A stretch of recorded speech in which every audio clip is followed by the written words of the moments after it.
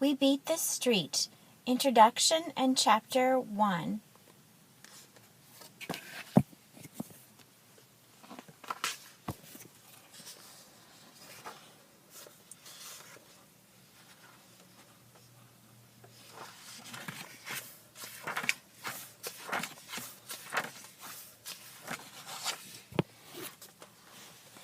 This is a true story. We are real people.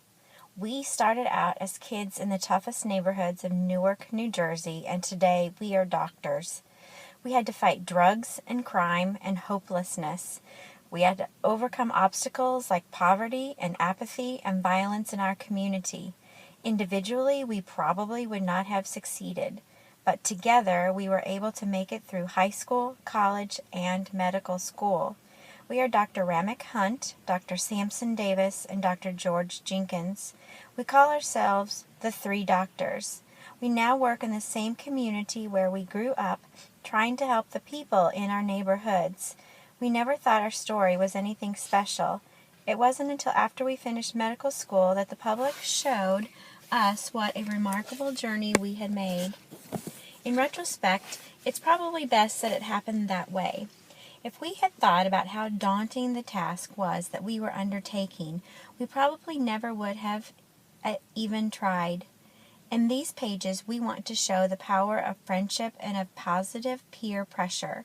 We also want to show the necessity for strong role models in the lives of young people. The three of us suffered because we didn't have many, and we hope to offer young people today three strong, positive role models they can depend on. Don't get us wrong, we made lots of mistakes. We often made foolish decisions, sometimes got involved in dangerous situations, and frequently suffered the consequences of impulsive behavior. But we weren't bad kids, just kids in need of focus and direction. We want to show that obstacles can be overcome and how struggles can lead to success.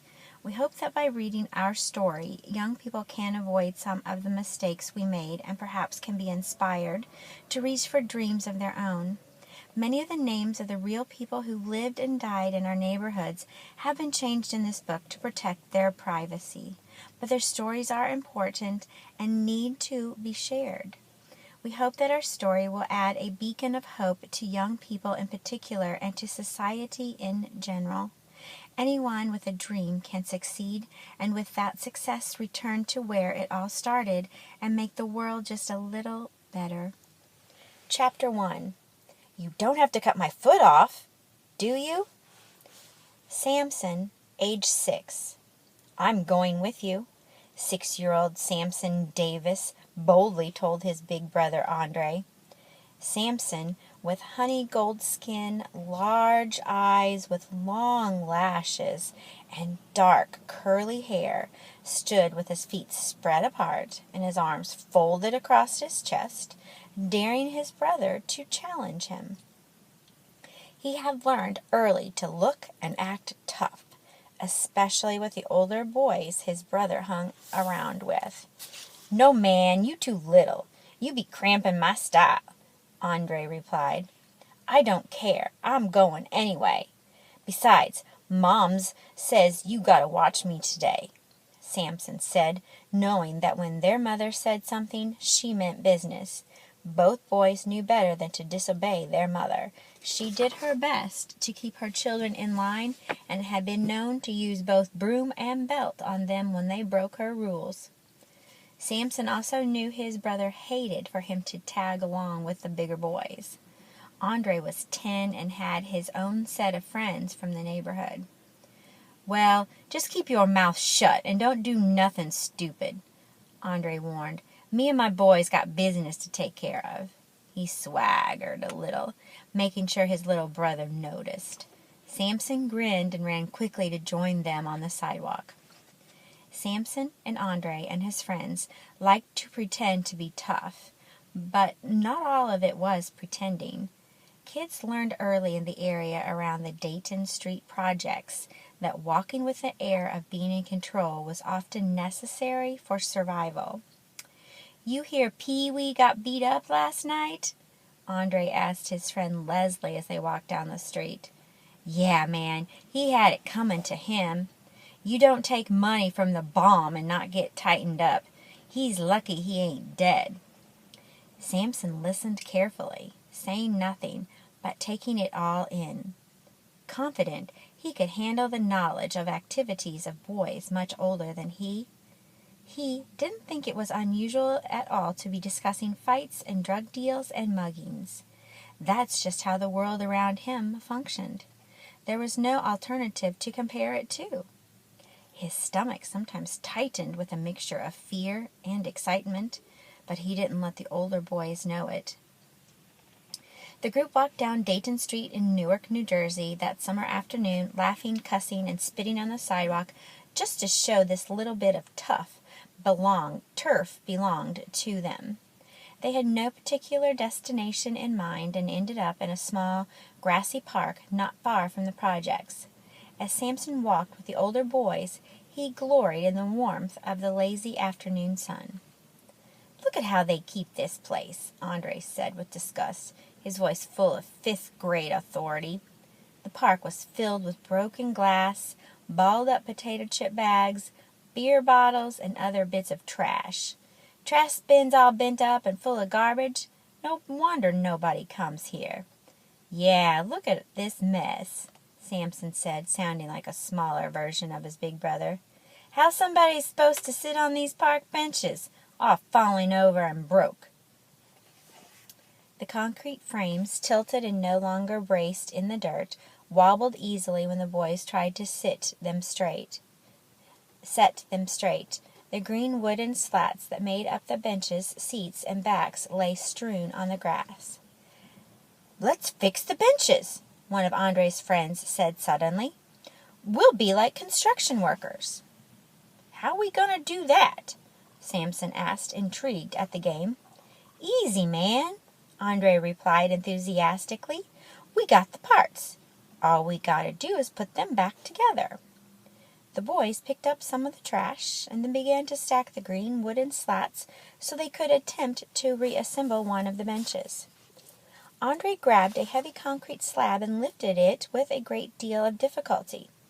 He called out to his little brother, "Yo, Samson, hold this straight, man." The stone slab was a lot heavier than Samson thought it would be as he tried to steady it. He trembled a little from the weight, but refused to give up. He felt like it was him against this piece of rock, and he was determined to be stronger than concrete that day. He held it as straight as he could, hoping they would get the wood lined up quickly. "You making it wiggle, Samson." "No, I'm not. I got it," Samson responded, through gritted teeth. The slab tilted even more. Sweat ran from Samson's head. His hands were wet with perspiration, which made the piece of concrete harder to hold. "Come on, man, hold on," Andre said. "We doing the hard work. All you got to do is sit there and hold it steady." Samson had no chance to answer, for at that moment all 200 pounds of the concrete slab fell forward and landed directly on his foot. At first, he didn't cry out, but then the pain grew from a dull surprise to a fiery intensity. "My foot!" he screamed. He clenched his face so that the older boys could not see his tears, but finally, he just didn't care. He let the tears and screams escape. Dark red blood stained his sneaker and the dusty dirt beneath it. That's when he knew it was bad. "Mom is gonna kill me," Andre cried with fear and worry. "Help me get this thing off his foot," he called to his friends. It took 4 fifth-graders to lift the concrete off Samson's crushed foot. Samson looked up at his big brother and at the bright summer sky that seemed so far above him. He felt dizzy. "It hurts, Andre," he said softly. "Tough it up, man. It's just a little bruise. We gonna get you home now," Andre said, his voice alternating between terror and toughness. He and Leslie pulled Samson up from the ground. "Can you walk, man?" Samson put one foot down, then tried the other. He cringed, cried out, then slumped back against his brother. "I can't," he said, shaking his head. Samson took several deep breaths. Sweat poured off his face. Andre looked at Leslie. The rest of the boys had somehow disappeared. "We gotta carry him, man." Leslie nodded, and the two of them hoisted the smaller boy between them and carried him home, down the same street, which now seemed even hotter. They got to the house, looked around for Moms, then gently set Samson down on the couch. Leslie left quickly, knowing to get out of the way of anybody's angry mother. Samson placed his injured foot on the sofa pillow. Blood seeped through and stained it dark red. "We gotta tell Moms," Samson declared. "I can't hide this blood very long." "She's gonna kill us both," Andre said. "You first," Samson teased, even though the pain was beginning to intensify now that he was sitting still. Their mother, Ruthina Davis, came down the steps then, carrying a broom to sweep the living room. She took one glance at the boys, the blood, and the guilty expressions on both their faces, and lit into Andre with the broom.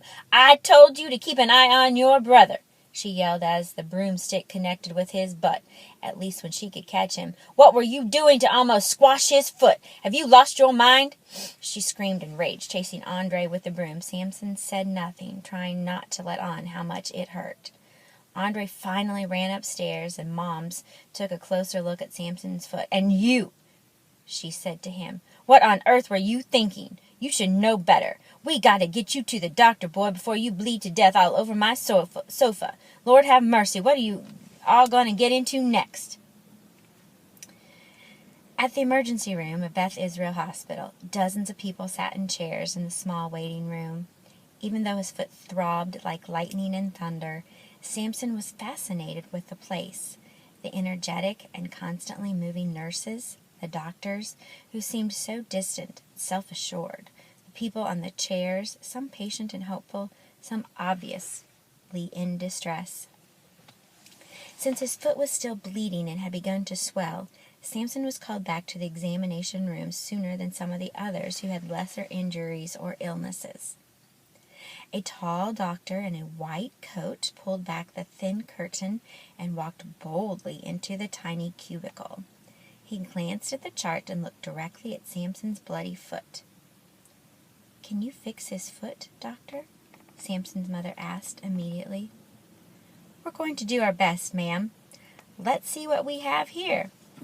The doctor took a stethoscope from around his neck and listened to Samson's heart and lungs. He looked in his mouth and ears with a small flashlight. Samson thought that was pretty stupid. It was clear that this doctor didn't know what he was doing, but he was in too much pain to say anything. "How'd you hurt your foot, son?" the doctor asked gently. Not sure whether he was more afraid of his mother, who would still probably punish him, or this doctor, who obviously didn't know the difference between a chest and a foot. Samson mumbled, "A rock fell on it while I was playing." "Pretty big rock," the doctor replied. Samson said nothing but watched, fascinated as the doctor carefully removed his shoe and sock, both sticky with blood. His foot looked like something from a monster movie, swollen and bloody. The doctor picked up his leg, gently touched the areas that hurt the most, then placed it back on the examining table. "I'm pretty sure you've got a broken foot, son. You won't be running any races or going to the swimming pool any time soon." "You mean he's going to be laid up all summer?" Samson's mother asked with a sigh. "He'll be out of the cast and as good as new by the time school starts," the doctor replied with a smile. Dismayed at the thought of missing all the fun and freedom of summer, Samson secretly cursed the concrete and his foot. "So what you gonna do?" Samson asked the doctor. "First we get an x-ray. That means we take a picture of the bones in your foot and see exactly where it is broken. I'll let you see the picture." "For real? You can see the inside of my foot?" Yes, you can see your bones and soft muscle tissue with this kind of picture. Cool, Samson replied, still very much in pain, but fascinated with the process. An attendant took him down to the X-ray room where they laid him on another table. The room was darkened, and a large machine, which whirled softly, moved about above his foot. Samson felt nothing, but was amazed at the magic that seemed to surround him. When he was returned to the examining room, he waited patiently for the doctor to come back with the pictures. The doctor came in, smiled, and said, "You've managed to break several bones in your foot, my young friend. You want to see?" Samson watched as the doctor placed the films of his foot on a lighted panel on the wall. The inside of a small foot appeared, with the bones of 5 toes, 5 longer bones in segments, and several other bony structures he couldn't identify.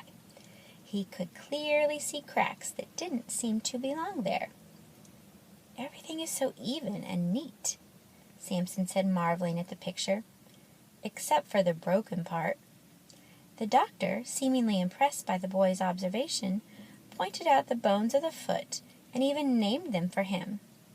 Samson could have looked at the films for hours, but the doctor was busy and had other patients to see. He clicked off the screen, and the room returned to normal. "How do you fix something like that?" Samson asked the doctor. "You don't have to cut my foot off, do you?" The doctor laughed. "No, son. We will have to position your foot so that the bones grow back together correctly. Then, to make sure that the foot stays still and the bones grow right, we will put your foot in a cast." Samson had seen casts on people before. He had always secretly wanted one because kids with casts got a lot of attention and other kids got to write on them. "Cool," he said to the doctor. "I want the light blue one." When Samson arrived back home, instead of being punished, he ended up being the center of attention. He got to stay in his mother's room and watch her television. But best of all, he was served dinner every night, and he didn't have to do any chores. As the summer progressed, the pain subsided, the cast got dirty, and by the time school started in the fall, the cast was off and he was back running with his friends. He forgot about the adventure in the emergency room that summer. Almost.